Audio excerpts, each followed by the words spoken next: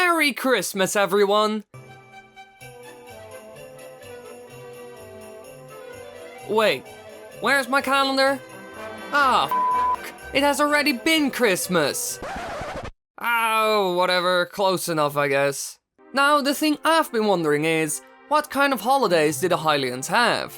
Do they even have Christmas? Well, they do have some festivals that they celebrate, and some are actually linked to the real world. So let's explore the world of holidays, celebrations, and festivals in the world of Zelda.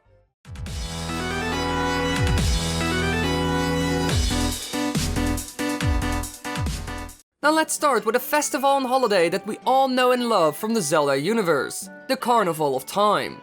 While in the past the tradition was to wear masks bearing the images of the 4 gods that protect the land of Termina, it has become custom over the years for everyone to come wearing a mask that they made themselves. The main attraction of the carnival is the clock tower, which only opens its doors to the roof once a year on the eve of the carnival. The people of Termina wait anxiously for midnight of that day, as at that time the clock tower's entrance will open and the tower itself falls over, causing the clock face to be level with the ground. This allows people to go into the entrance and stand on the clock face, as they make their prayers for a rich harvest and sing ceremonial songs to the gods. Next to this, they have all kinds of events and even build a tower. Other festival traditions include signaling the start of the carnival, as well as the opening of the clock tower with a fireworks show. Now you can clearly see that this carnival is very similar to New Year's Eve in the real world. But that's not the interesting part about this celebration. It is something else which the entire festival is centered around: masks and time. Ancient cultures such as Incan, Mayan, Hopi and other Native American tribes, plus the Babylonians, ancient Greeks, Hinduism, Buddhism and Jainism and others have a concept of a wheel of time. And the wheel that we are going to look at today is the one of the Mayans, since these people also have a strong connection to masks. The calendar dates back to at least 5th century BCE, and is still in use in a few Mayan communities today. This calendar moves in cycles, with the last cycle ending in December 2012. This has been often seen as the end of the world. Now we can obviously see that we are still alive, so the world didn't end in 2012. But if we look at the clocks that we see in Termina, then we can see that they are similar in a way to the Mayan calendar. They are both decorated and the time or date is told through rings. And besides this, in Majora's Mask the world is about to end, which fits with the fact that the Mayan calendar would end and that this symbolizes the end of the world. So there are some good connections here, but there's also a connection with the second most important thing of the Carnival of Time: the masks. And the Mayans also use them in a similar way to the Terminians. There are many types of Mayan masks, including those with faces of sharks, snakes and other kinds of animals. These masks were worn to honor spirits that protect the community or individuals. And in some cases, they were used to intimidate or scare away enemies. There were also other forms of masks that were used to commemorate ceremonies such as weddings and public festivities. They were a vivid way for people to connect to ancestors and other spirits for the purposes of posterity. They used masks for the same reasons as the Terminians do, to honor the gods and please them. So maybe the Carnival of Time was partly based on the traditions of the Mayans and our own New Year's Eve. There are quite a lot of clues that support it, and it would be fitting. Now let's move on to the next festival, and this time one that the Hylians take part in. The Picori festival from the Minish Cap. It's an annual celebration which commemorates the coming of the Picori, who helped drive evil away from the land by granting the hero of men a sword and a golden light. Held in Hyrule Town, the festival includes an impressive sword fighting tournament, in which the winner gets to touch the sacred Picori blade. At the center of the Picori festival lie 4 stands: Brocco's vegetable stand, Beetle's fruit stand, Pina's minigame stand, and a final stand where Marshall, a Hyrule resident, tells of the Picori legend. But which holiday or celebration fits with this festival? Which one fits the Picori? The Koropok Guru. They are a race of small people in folklore of the Ainu people of the northern Japanese islands. The Ainu believed that the Koropok Guru were the people who lived in their land before they lived there. They were short of stature, agile and skilled at fishing, and lived in pits with roofs made of butterbur leaves. Long ago, the Koropok Guru were in good terms with the Ainu, and sent them deer, fish and other game, and exchanged goods with them. The little people hated to be seen, however, so they would stealthily make their deliveries under the cover of night.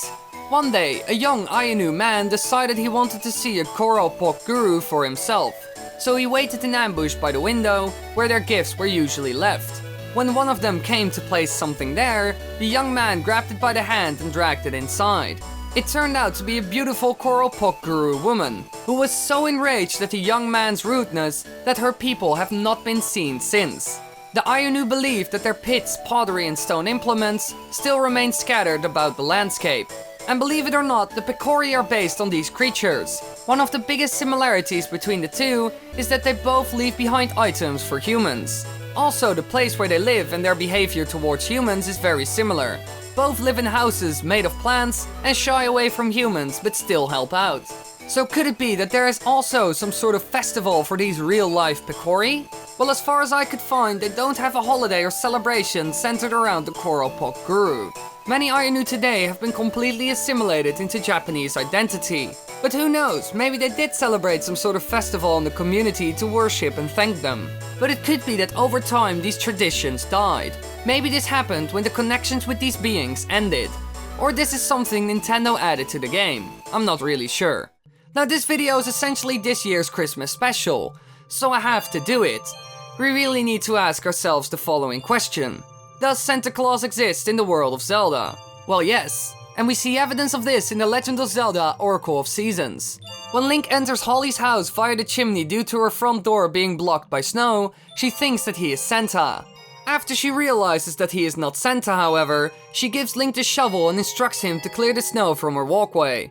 Due to the season being winter and judging by the response Link gets after sliding down Holly's chimney, it seems that Santa is the same as Santa Claus from the real world. If true, he's one of the few characters to date that were taken directly from the real world and placed into the Legend of Zelda universe. But this game takes place in Holodrum, not in Hyrule. But these two countries are set in the same universe. It's not a parallel or different one. So Santa could easily go from Holodrum to Hyrule if he wanted. But are there any clues for Santa being seen in Hyrule? Well, there's one hint in the Zelda-related game, but it's not canon and set in Rupee Land. This game is Freshly Picked Tingle's Rosy Rupee Land. In this game we see the rupee tree, which resembles a Christmas tree with rupees acting as the ornaments. Interestingly, the description of this item reveals that the people in Rupee Land celebrate special days by hanging rupees from giant fir trees. Though this goes along with the Christmas theme, it does not match the description of Rupee Land that the Grand Fairy dictates to Tingle. She explains that Rupee Land is a world of slavery and dismal existence, contradicting the idea of celebrations and special holidays. So there are worlds in the Zelda universe where Christmas is a real holiday, but there are no hints in any of the other normal games or spin-off games that they celebrated in Hyrule. So who knows? They can always bring Santa to Hyrule. He's right around the corner after all, and they seem to celebrate it in other places in the world of Zelda. But in Hyrule, they have other holidays, and some are actually based on real-life folklore, cultures, and traditions. And so you see that the holidays in Hyrule aren't that different from ours.